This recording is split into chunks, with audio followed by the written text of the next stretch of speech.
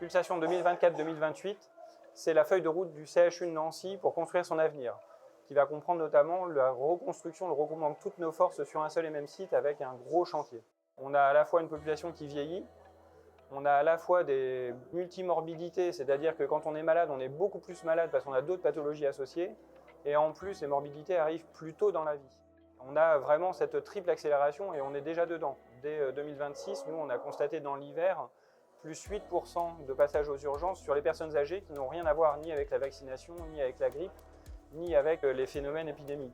Pulsation, c'est de bien anticiper les évolutions à 10 ans à venir sur les pathologies, sur les évolutions de la population, les évolutions sociétales qui affectent notre personnel, les proches, les aidants, et les évolutions scientifiques, les évolutions médicales, et qu'on puisse mettre toute cette anticipation-là pour aujourd'hui prendre les bonnes décisions pour être au bon rendez-vous à 10 ans.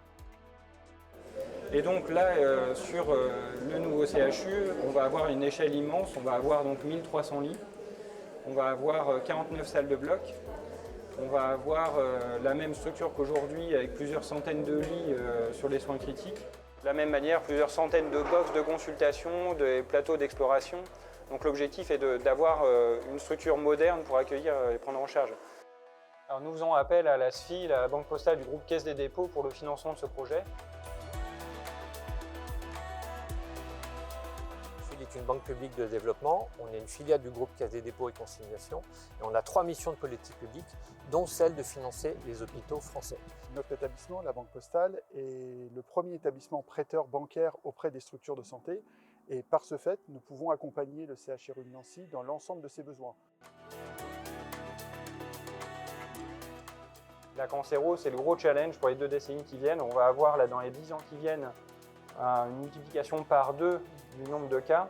Et l'évolution des thérapeutiques en cancéro, ça nécessite d'avoir chacune des spécialités d'organes, parce que les immunothérapies qui permettent maintenant presque même de guérir des cancers qui étaient inguérissables il y a ne serait-ce que 5 ans, 10 ans, engendre beaucoup d'autres toxicités sur les organes, et du coup ça suppose aussi d'avoir des pathologies d'organes qui soient bien représentées. Et ça, nous, la cancérologie, ça représente 20% de notre activité. Et au CHU de Nancy, on a une unité de thérapie cellulaire et un intégrateur qui est labellisé par l'Agence nationale de la recherche. C'est des champs de thérapeutiques qui sont très très prometteurs. En termes d'indication, c'est en développement extraordinaire. L'aspect qui est très intéressant dans ce que fait la Caisse des Dépôts, qui est la capacité à construire des politiques publiques.